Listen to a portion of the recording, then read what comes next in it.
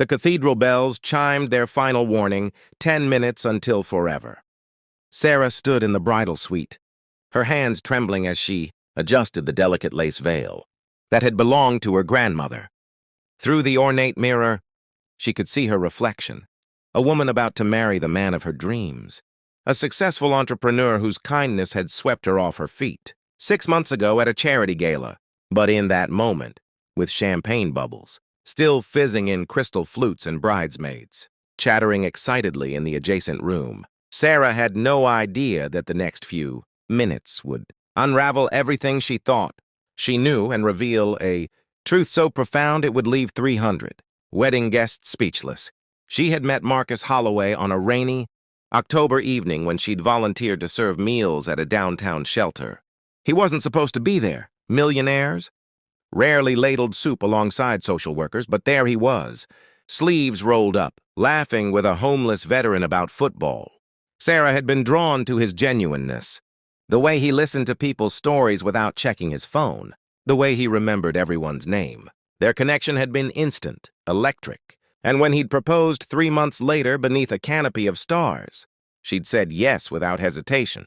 Now, needing a moment alone before walking down the aisle, Sarah slipped out of the bridal suite through a side door.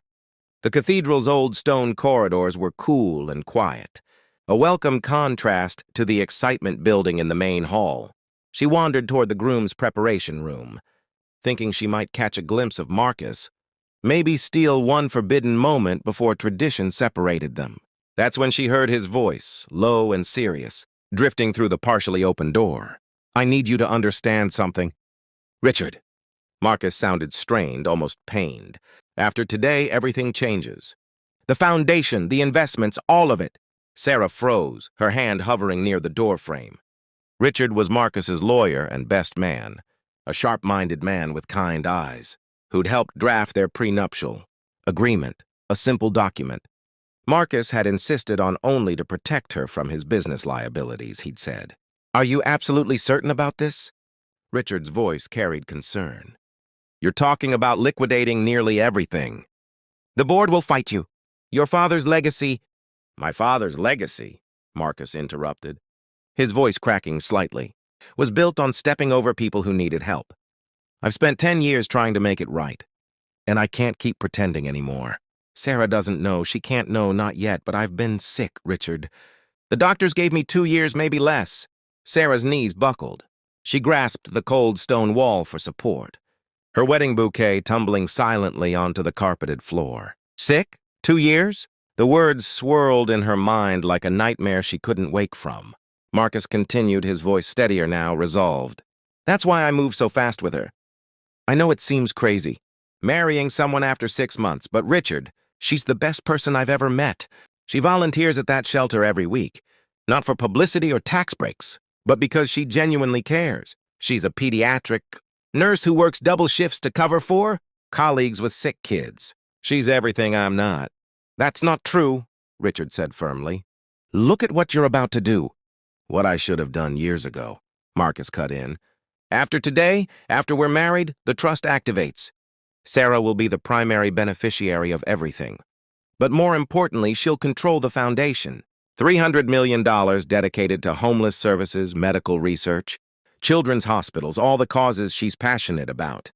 She'll think it's our shared mission, but really it's her mission. When I'm gone, she'll have the resources to change thousands of lives." Sarah's hand flew to her mouth, stifling a sob. Tears streamed down her carefully made-up face, leaving tracks through her foundation.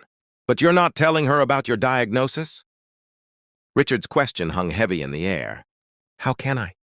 Marcus's voice broke. "If I tell her now, she'll call off the wedding. She'll say she won't let me burden her, that she won't marry me out of pity. But I'm not asking for pity, Richard. I'm asking for a chance to spend whatever time I have left with someone who makes me want to be better, someone who reminds me every single day why life matters." "Is that so selfish?" "And she'll have to watch you die," Richard said quietly. "She'll have to grieve you." "I know." Marcus's voice was barely a whisper now. "I know, and it kills me. But I've watched her save lives every day. Tiny lives, fragile lives. She fights for every single one. Maybe she can't save me, but I can give her the tools to save thousands of others. Maybe that's enough. Maybe that's my purpose. Sarah stood paralyzed in that corridor, her mind racing through every moment they'd shared. The late-night conversations about making a difference. His interest in her work, his questions about the families she helped, the children she treated. She'd thought he was just being supportive. But now she understood. He'd been learning, preparing, building something that would outlast him. The organ music swelled in the distance. 5 minutes. Sarah looked down at her trembling hands. At the simple engagement ring Marcus had chosen, nothing ostentatious, despite his wealth. She thought about the prenup she'd signed, the one that had seemed almost absurdly generous. Now she understood it wasn't about protecting her or protecting himself. It was about protecting his final gift to the world. Her mind screamed at her to burst through that door, to confront him, to demand the truth. But her heart understood something deeper. Marcus wasn't trying to deceive her. He was trying to love her in the only way he knew. How? By trusting her with something precious. By believing in her capacity to carry forward something beautiful. Two choices stretched before her like diverging paths. She could walk away, spare herself the agony of falling deeper in love with someone she'd have to lose. Or she could walk toward him, knowing every moment would be borrowed, every laugh tinged with future sorrow. Sarah bent down and retrieved her bouquet. With shaking hands, she smoothed her dress, wiped her tears, and took a deep breath that seemed to draw strength from somewhere beyond herself. She thought of every patient she'd ever held, every family she'd comforted, every parent she'd told that their child would be okay.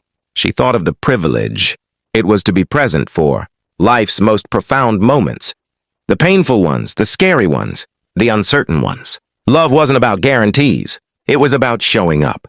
She walked back to the bridal suite where her bridesmaids were waiting, her mind made up but her heart still racing.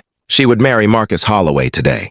She would love him with everything she had, and she would do it with her eyes wide open, not to his secrets, but to the truth that mattered most, that he trusted her, believed in her, and saw her as strong enough to carry both joy and sorrow. The cathedral doors opened. 300 guests rose to their feet. As Sarah began her walk down the aisle, she locked eyes with Marcus standing at the altar. He looked at her with such pure love, such hope, such fear that she might have somehow discovered his secret. She smiled through fresh tears, happy tears. She'd tell everyone later, and in that smile, she made him a silent promise. She would give him the most beautiful, authentic, love-filled time he had left. She would let him believe his secret was safe. She would become the guardian of his dream, the keeper of his hope. And when the inevitable came, when the truth finally emerged and the grief threatened to consume her, she would remember this moment, the moment she chose love anyway. Because some people spend their whole lives searching for a love worth sacrificing for. Sarah had found it walking down an aisle, toward a man who'd already sacrificed everything for her. When she reached the altar and took Marcus's hands, she felt them trembling. He searched her face, perhaps wondering if she sensed something amiss. "I love you," she whispered, the words carrying the weight of everything unsaid. "Whatever comes, I love you." Marcus's eyes filled with tears, and for a moment the magnificent cathedral, the sea of faces, the elaborate flowers, all of it dissolved. There were just two people, choosing each other, choosing love, choosing to believe that kindness and sacrifice and humanity could transform even heartbreak into something holy. "I love you too," he whispered back. "More than you'll ever know." But Sarah did know, and that made all the difference.